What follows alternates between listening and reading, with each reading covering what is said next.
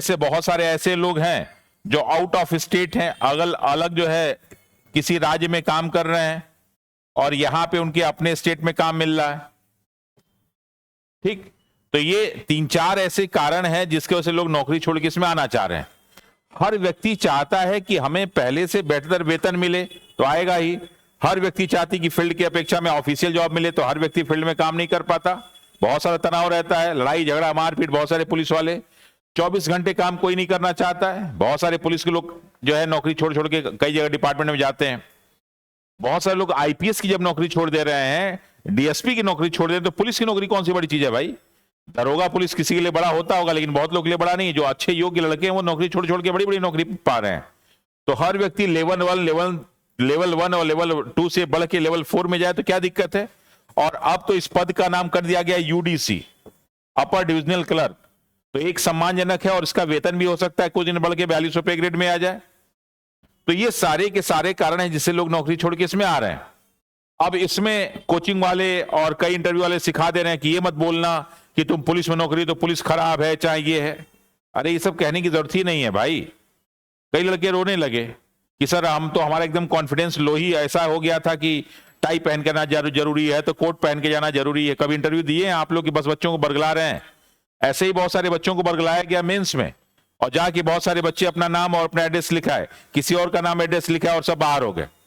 अब सब लोग गायब हो गए। उनको कोई उन बच्चों को ध्यान नहीं दे रहा है कि कौन उस पर ध्यान दे। सेम टू सेम यही सारी चीजें हो रही हैं।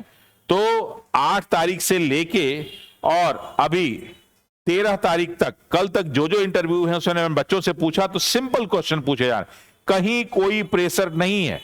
डॉक्यूमेंट्स को लेकर भी कहीं कोई प्रेशर नहीं है। सिंपल जो डॉक्यूमेंट्स लेके जा रहे हैं वो लिख रहे हैं, कोई प्रॉब्लम हुई तो उसको लिख दे रहे हैं। कोई भगाया नहीं जा रहा, सबसे इंटरव्यू लिया जा रहा है। लेकिन कई लोग जो है एकदम उल्टा सा बोलना लग रहा है। ऐसा कुछ नहीं करना है बेटा, जो तुम वापस डॉक्यूमेंट से लेके जाओ, अगर कमी होगी तो वो आपको फिर मौका दे देंगे, टाइम दे देंगे। हाँ, डॉक्यूमेंट सही होना चाहिए, गलत डॉक्यूमेंट्स नहीं होना चाहिए।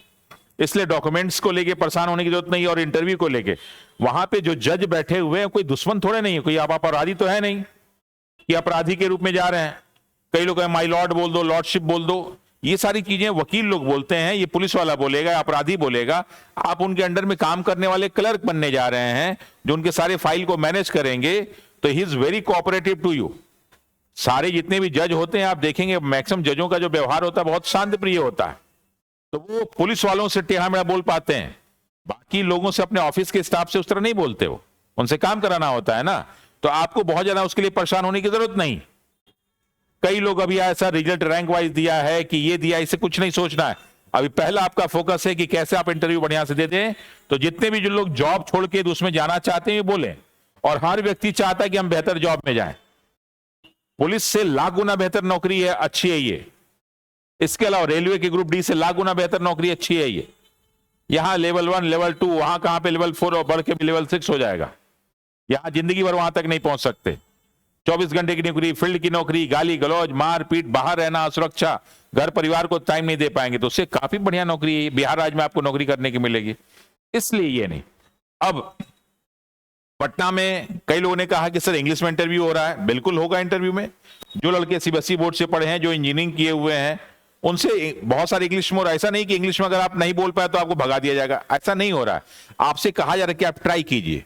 और कोई इंग्लिश आपको 1 घंटे में कोई ऐसे नहीं सुनाना है। आप ऑलरेडी इंग्लिश में एस्से, लेटर सब कुछ लिख के पास हुए हैं, तो उनको मालूम है कि इसको, लड़के को लेटर जो है इंग्लिश आता है। बस देखिए ये बोल पाता है कि नहीं।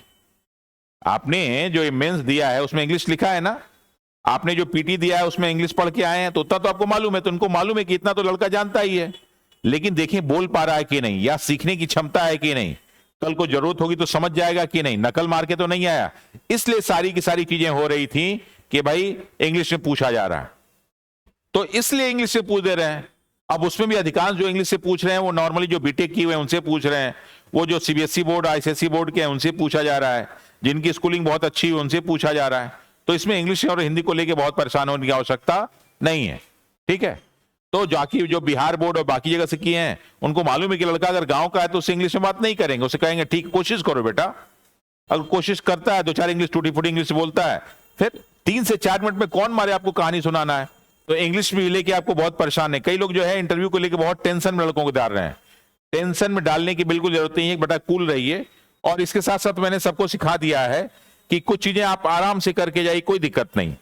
मैंने सभी से कहा कि आप लोग 4-5 चीज कहीं भी इंटरव्यू में होगा तो ये सभी जगह इंटरव्यू, सिर्फ यही नहीं, यहां पे आप जिस शहर के हैं, डिस्ट्रिक्ट के हैं, आपके शहर के बारे में पूछा जाएगा। उसके बाद मैंने आपसे कहा कि आपका जो ग्रेजुएशन का सब्जेक्ट है उसके बारे में आपसे पूछा जाएगा, ग्रेजुएशन के सब्जेक्ट के बारे में, ठीक है। और उसमें भी सब्जेक्ट में बहुत डीप में नहीं पूछते हैं। अब क्या सर इंजीनियर से क्या पूछेगा? अगर कोई इंजीनियर तब इंजीनियर से पूछेगा, जब इंजीनियर है ही नहीं तो कहां से पूछेगा वो? तो दूसरा ग्रेजुएशन के लिए सब्जेक्ट हो जाएगा। तीसरा, आप ये जॉब क्यों ज्वाइन करना चाहते हैं, सिंपल सा तो बोलेंगे भाई कि कोर्ट की नौकरी को जो है समाज में समान रूप से देखा जाता है, एक अच्छी पे ग्रेड की नौकरी है, ऑफिशियल ड्यूटी है, इसलिए हम करना चाहते हैं। इसमें कौन सा स्पेशल कि हम देश की सेवा करना चाहते हैं, हमसे बढ़िया कोई कर नहीं पाएगा, ये है वो है, ये सब नौटंकीबाजी वहां नहीं चलेगी। सिंपल सा, साधारण सा, ईमानदारी वाला। फिर अगला चौथा प्रश्न पूछा जा रहा है कि ऐसे बहुत सारे लोग हैं जो 2010 से लेके और अलग अलग वर्ष में अभी तक कोई नौकरी नहीं पाए या तैयारी कर रहे हैं, तो उनसे पूछा जा रहा है कि आपने ग्रेजुएशन 2010 में किया, 2012 में किया, तो बहुत सारी लड़कियां शादीशुदा हो गई, कहीं हम फैमिली लाइफ के कारण जो है पढ़ नहीं पाए, कोरोना काल के बाद पढ़ना शुरू किए, तो इसलिए उस तरह का आंसर वो दे सकते हैं, ठीक।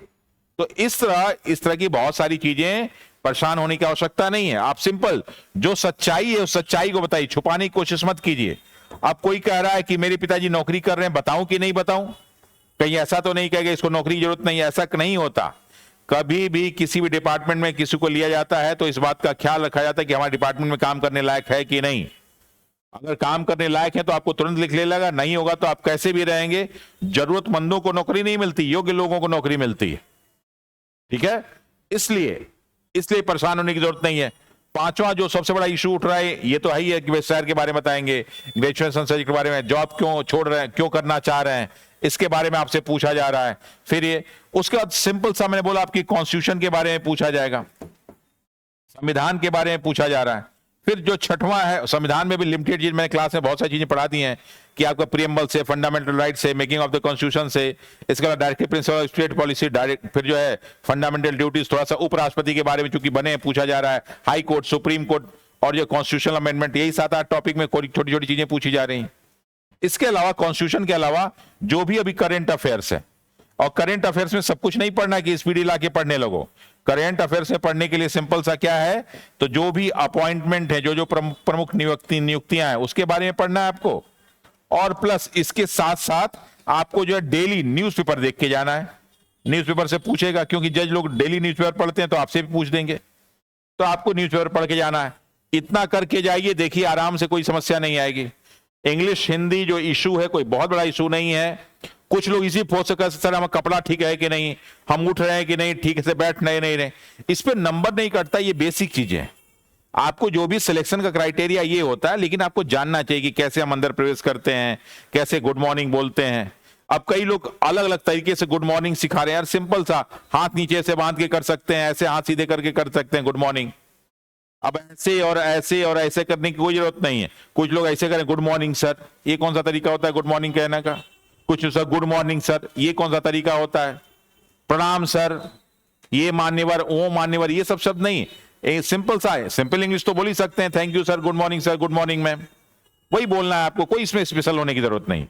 और साथ ही साथ जब इसमें निकलते हैं तो उनको थैंक यू बोल के निकलते हैं। अगर मैडम भी हैं तो मैम को भी बोलेंगे। जो चेयरमैन है उनको पहले संबोधित किया जाता है, जो मेंबर उनको बाद में संबोधित किया जाता है। तो बीच में कोई महिला मेंबर बैठी हुई हैं और चेयरमैन है तो उनको गुड मॉर्निंग मैम, पहले उन्हीं से पूछेंगे, may I come in ma'am, good morning ma'am, फिर बैठ जानी। कभी पूछते नहीं है सीट पे, कभी मैंने कई बार बोला है कि सीट खाली भी रहेगी तो कुर्सी पे आप बैठने से पहले पूछेंगे नहीं, जब आपको कहेंगे तब बैठिएगा।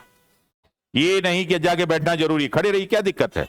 जब आपसे कहेंगे बैठ जाइए तब बैठिएगा, और बैठ के थैंक यू सर या थैंक यू मैम बोलिए। जाने लगिए तो thank you sir, thank you ma'am बोलिए। जो नहीं आता ईमानदारी से बोलिए कि मैम इसके बारे में कोई जानकारी नहीं, सर इसके बारे में कोई जानकारी नहीं। इतना करेंगे सारा का सारा काम हो जाएगा, ठीक। तो इसमें बहुत ज्यादा परेशान होने की जरूरत नहीं है। किसी को भी कोई भी टेंशन हो तो आप आके हमसे पूछ सकते हैं, मैं बैठा रहता हूं। आपके सारी समस्याओं को, उसको लिए कोई फीस उसकी जरूरत नहीं, आइए मैं आपको समझा दूंगा। किसी को भी किसी प्रकार का तनाव हो, कोई टेंशन हो तो आ जाइए मेरे पास, मैं आपको समझा दूंगा, ठीक है। चलिए, इसके अलावा जब ये एग्जाम अब फिनिश हो जाएगा तो अभी 20 को इंटरव्यू खत्म, तो इसकी प्रक्रिया जो है, मेरिट बनना शुरू होगा, डॉक्यूमेंट्स वाला काम लगभग कंप्लीट हो चुका है, तो अक्टूबर में इसके फाइनल रिजल्ट्स आ जाएंगे। और जहां अक्टूबर बीता तो छुट्टी का महीना, उसके बाद जो है प्यून वाला काम शुरू हो जाएगा। तो अब प्यून की डेट कभी भी ये दे सकते हैं, तो इसलिए परेशान होने की जरूरत बिल्कुल नहीं है। अब जो प्यून वाले हैं वो सितंबर के बाद से अपनी तैयारी में लग जाए, ताकि जब भी डेट, लेकिन डेट अब ये नहीं आ पाएगा क्योंकि कोई भी स्कूल कॉलेज मिलेगा नहीं एग्जाम कराने के लिए। तो डेट मिलेगा कब? तो जनवरी फरवरी के बाद ही मिलेगा। तो आपका एग्जाम कभी भी जो है फरवरी के आसपास या उसके बाद हो सकता है, इसलिए ज्यादा परेशान होने की जरूरत बिल्कुल नहीं है। हाँ, आप जैसे बाकी सब तैयारी कर रहे हैं तो ये भी तैयारी करते रहिए, ठीक। अभी फिलहाल प्यून का एग्जाम इतना जल्दी नहीं हो पाएगा, जब भी होगा तो चुनाव के बाद ही होगा। तो जितने लोगों का कल यानी जो है 15, 16, 17, 18, 19, 20 को है, टेंशन मत लीजिए। कोई समस्या हो, कोई परेशानी हो तो आप हमसे मिल सकते हैं। बहुत बहुत धन्यवाद।